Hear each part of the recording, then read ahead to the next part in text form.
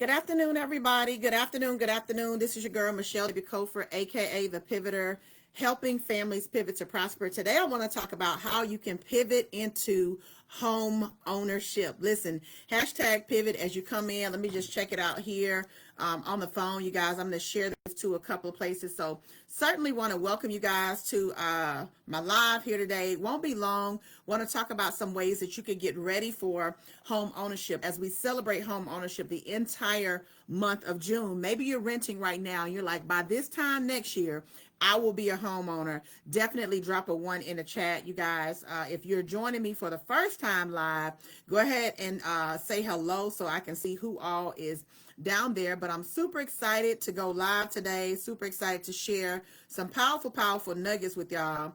But let me get this shared to a couple of groups. I hope everybody is doing well. If we have not officially met, my name is Michelle W. Cofer, aka The Pivoter. There's a reason for that. Pivot her, because I really focus on showing women how to get to the bag, whether it's through home ownership, whether it's through entrepreneurship, financial literacy, tax strategies, and all of that. Listen, I am your girl, business development, all of that. But today I really want to focus on home ownership. So give me one moment. I'm sharing this. Say hello to me, guys, so I will know who is down there. If you're driving, if you're at lunch, pull up a pen and a paper, right? But if you're driving, definitely go back and listen to this on the replay, okay?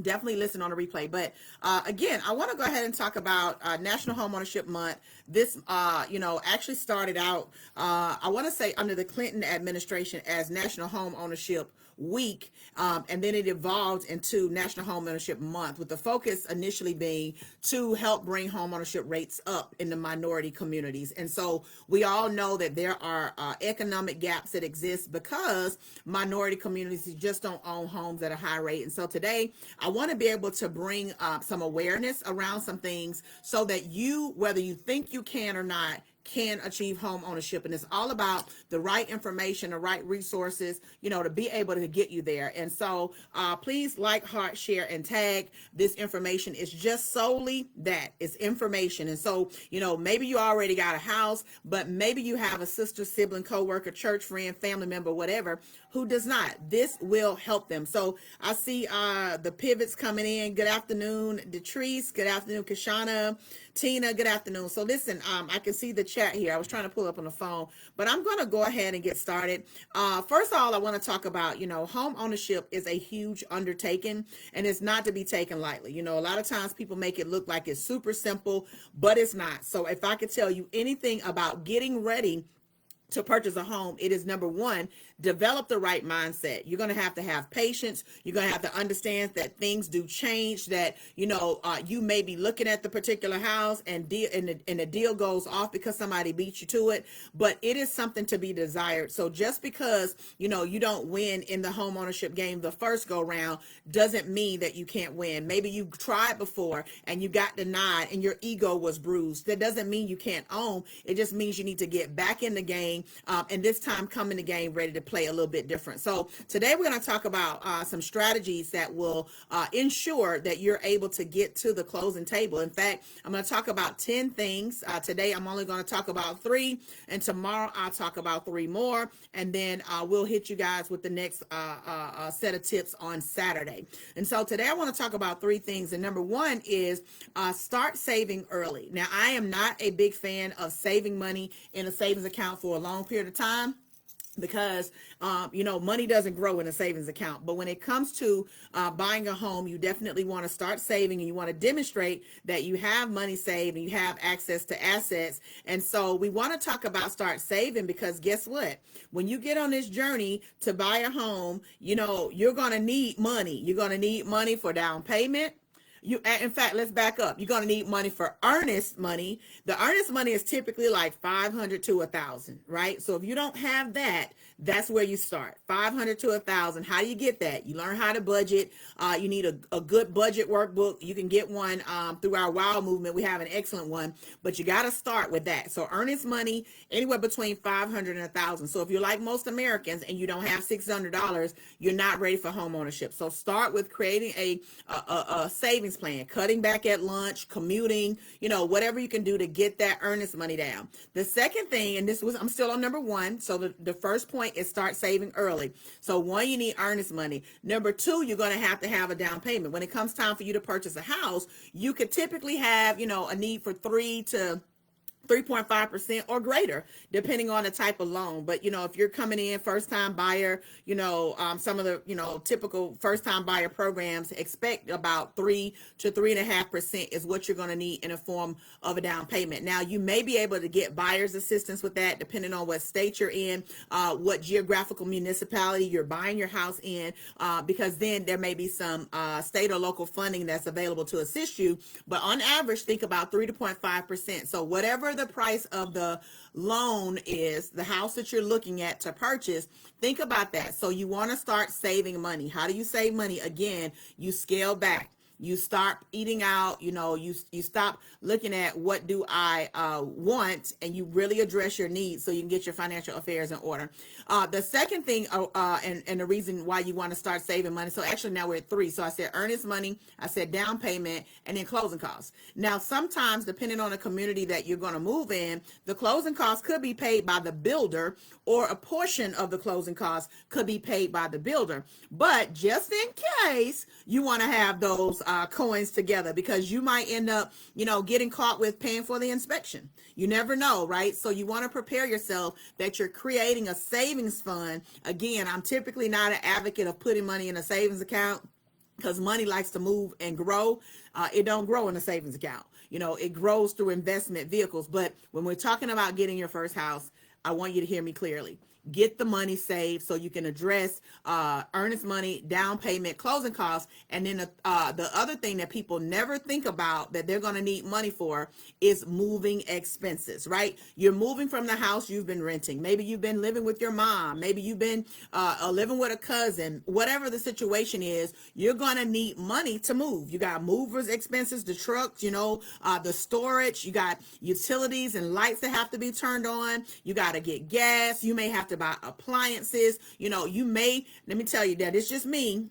I ain't with y'all. I don't take old furniture into new houses. That's just me. I'd rather start small. Listen, I'm in my 3rd house right now, and that's always been my mantra. I'd rather start small. It's my house. I can build it up over time, but I don't like taking old couches and all of that stuff. So if you're that kind of person, guess what? You're going to need, just went through this. Yes, Tamisha, it can be costly, right? Drop in there. How much did you pay for movers? Because people forget those expenses, right? And what we don't want you to do is start swiping your credit card to pay for furniture, adding new lines of credit because you want to pay for furniture, because the goal is to get in the house and keep your credit up, get your good credit, all that. We're going to talk about that. But so anywho, make sure, Tina says her either. Like, I don't like taking old stuff in a new house. I like getting new stuff, changing colors, all that good stuff. Oh my God. They spent $1,567 on moving.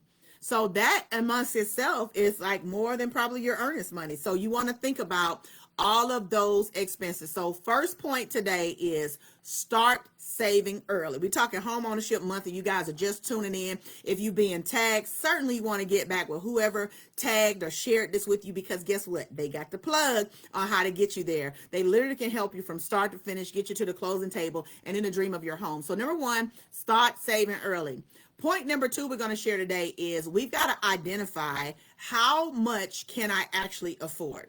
Now, I know, especially when you go out looking for your first home, you're like, I want everything. I want the stainless steel. I want the all white cabinets. I want, chair rail molding. I want crown molding. I want the fancy ceiling fans. I want the walk-in closet with the his and her sink and the double vanity. Guess what? When you are buying your first home, you probably...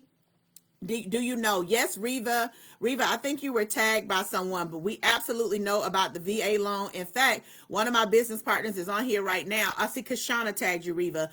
We do help with VA loans, and you're able to get in and actually, because you've served the country, you're really gonna get the hookup. Okay, so yeah, get back with Kashana, Reva. She'll be able to assist you with that. But yep, VA loans, FHA, USDA.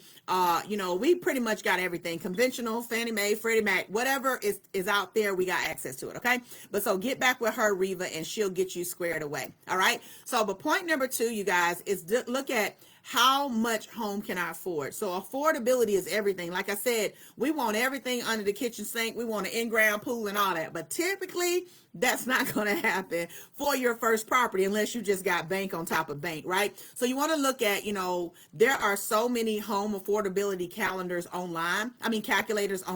So you can just Google how much house can I afford, right? And what they're going to do is look at your income. It's going to have you put your income in. It's going to have you put your debts in. It's going to have you put your monthly rotating and revolving expenses. And it's going to probably have you put in the amount of house you're trying to purchase. And so it's going to calculate all that little data, and this is going to tell you about how much house you can afford. Now, when you first look at that and you're like, oh, that is unrealistic, don't be discouraged. Remember I said at the onset of this, home ownership, the process in itself is a process. And so if you lost in the game one time, just get yourself back up, get your stuff in order so that you can get back in the game and play to win. I don't want anybody watching this live to ever not think, hear me, I don't want you to ever not think that home ownership is for you. You're looking at somebody that grew up in the projects, like chronic poverty. My family members that own home, most of them did not own a home that accrued in value. Most of them owned modular mobile homes, right? And so I didn't really have, except for my Aunt Jackie, I didn't really have a model for what home ownership should look like or what that looks like, and all of that. But it's okay. When I started figuring things out, I did, and I failed at some things. And so I learned by the time I got to my next, this is what we were talking about yesterday. I learned by the time I got to my next property, what not to do. And then I got to my third time, what not to do. And then so the fourth time going to be the dream home. Like the next house is the house. And so, but even every time, guys, I looked at, even though I might could have afforded, like with this house right here, I'm going to tell you a quick story and I'm going to move to the third point. With this house right here, I could afford the most expensive house in the neighborhood. I could have afforded that. It was a 5-bedroom in-home theater, huge lot. It was actually the first lot when you come into the community. Like I literally could have bought that. They had maybe about 4 or 5 lots and construction bills available left in this community, but I chose not to. Why did I choose not to? Because even though I could afford it, I knew that the economy was volatile, meaning things could change. So you never go into a house that'll leave you house poor, right? So I know plenty of people that got $500,000 houses, but maybe they can't afford it. Or maybe they bought a $400,000 house and maybe they're behind. And I'm not going to lie. And I'm telling you, I know people in my neighborhood right now who are behind on their mortgage. Why? Because I help with credit, which is the next point. And so I know people right now who are behind on their mortgage. So you never buy a house on what you currently make. You always plan for the what ifs. That's how you keep yourself out of financial trouble. Yes, Yolanda says, live your life within a budget. That's what financial economists call living on the margin. If you look that up, they call that living on the margin. So you live on the margin, meaning you never buy what you really can afford at that moment because things could always change. And let me tell you, they did. I went from being a multiple 6-figure earner to $0 in one day. So primarily how my business was structured, I made money online and everything was pulled on May the 27th of 2022. And so I went from being a multiple 6-figure earner, making multiple 5 figures a month to $0 a month in one day. But I wasn't affected. Why wasn't I not affected? Because my mortgage is only $1,508 a month. I could afford to stay here. Like I could go out and sell a couple of ebooks and still pay my mortgage. You know what I'm saying? But I was financially prepared. God is good. But I want to prove that point to you guys. Yes, Stephanie, but God, had I gone and got the bigger house, then I probably would have been house poor. And I might have could have been at risk of losing my house, right? So what I want you to know is stay within the realm of what is actually affordable for you based on reality. So don't just go get the biggest house because you want to show your family you got the biggest house. stay within the realm of what's affordable. And there are calculators. I follow NerdWallet, and so NerdWallet has a great one, but you can just Google home affordability calculator, or you can put in Google how much house can I afford, and it's gonna pop up all kinds of resources, and you'll be able to put in a few little pieces of data. Of course, they're gonna market to you like crazy, but you'll be able to put in a few pieces of data. If they market to y'all about buying a loan with them, then whoever tagged you, we can help you with your loan. Don't go to their people. Come to us, and we'll help you on a personal level. Okay, you got our personal phone numbers. But listen, don't go to Rocket Lawyer. Rocket Mortgage. Don't go to them. We got you. We can help you. But nonetheless, so that's the point number 2. So if you're just joining us, number 1 is start saving early. We talked about why you want to save early, down payment, earnest money, closing costs, and moving expenses. Point number 2 was look at how much house you actually can afford. Yes, and I think if something happened financially, you can still pay your mortgage. Absolutely. And then I ain't even tell y'all that $500 of that 1508 is paid by the company I'm partnered with. So like literally, like I'm home free. Like I literally, God is good. I probably could be on food stamps and still pay my mortgage. But because I was wise in making that decision. But number 3, and we're going to share 10 things, but today we're only going to share 3. So this will be the third one. So start saving early, determine how much house you actually can afford. And then number 3 is you got to address your credit. Tina says her mortgage is $354. Y'all, she ain't lying. Her mortgage, she has a VA loan, for the person that asked about that earlier. VA loan, refinanced her house, went from, a comma mortgage down to less than $1,800 some dollars. And this company gives her a $500 monthly allowance, putting her at a mortgage of $354 a month. You guys, it's game changer. So if y'all are interested in learning how not only to put yourself in position, to save some money, but you want to make some money, definitely get back with us, because we can help you. So if you've been tagged on that, baby, we can help you make some money. Okay. Listen, we can definitely help you make some money. But my third point to you guys is your credit. We can help you with that too. And not because we want to make money from you, because we want to see you in the home. And see, most people got this whole poverty mindset that they don't want to pay for anything. Paying for credit repair was the best thing I ever could have done, because it allowed me to build a credit score to a 776. Like, when I bought this house right here, because my credit was so good, the interest rate was 2.25%. So had it been not good, my interest rate would have been higher. So we're going to talk about, you got to address the credit, right? Your credit is like, your adult report card. And when it comes to buying a house, it could literally leave you renting, right? So even though there are programs out there that allow you to be able to purchase a home at a 580, we strongly discourage that. You don't want to buy a house at a 580, because the chances of you losing that house are greatly impacted. Studies show that people who buy homes with poor credit typically foreclose faster than people who have a good, sound financial backing. And so our goal is to help you build wealth through home ownership. Put that in the chat, y'all. Build wealth through home ownership. And as doing so, you can't build wealth if the house goes back to the bank. You build wealth through longevity, creating equity in that house, and being able to leverage that equity to start business ventures or investment or whatever. So we don't want you to buy a house at a 580. Now you can start looking, but we don't want you to buy at a 580. And we have access to tons of programs and funding sources to be able to get you qualified to buy. But if your credit is the barrier, we've got to address that. And so people say, well, what can I do to improve my credit?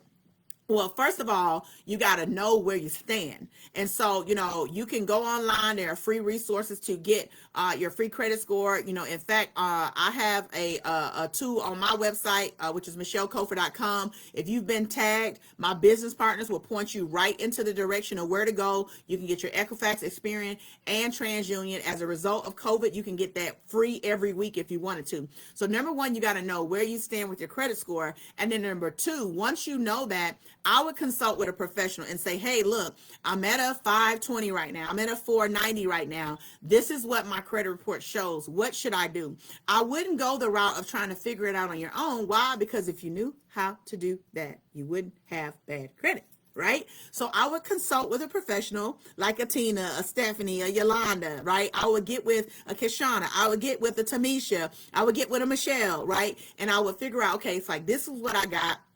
this is what I want to do, but this is my score and this is what my credit report says. And so they will have resources to plug you where you can literally get your score up in the fastest amount of time. So yes, though you can fix your own credit yourself, all of that good stuff, cool, you can pull your own teeth, but it's probably going to be more painful and it's probably going to not heal as fast. Same thing with home ownership.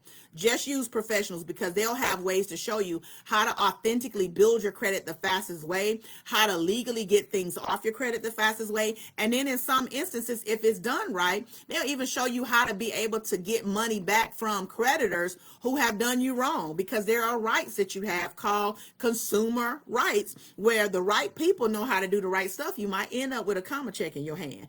Remember that comma check? That can go towards that down payment, right? We want to put money away. So just know that you got to address the credit. You got to pay everything on time. As you are preparing for home ownership, hear me right here. Do not go get a car. Do not go get a car. In fact, don't go get anything right now. Don't go open no bank. Not a bank. Don't go open no new furniture accounts. Don't go open no new credit cards. Like, if you are preparing for home ownership, you want to make sure right now you're focusing on the credit and getting your money together. And so don't go take on any new debt obligations. If you're going to get a car, wait till you get the house and then get the car, right? The car people don't care how much house you own, how much house you're in debt. The house people care about how much car debt you have, right? So wait to get the car.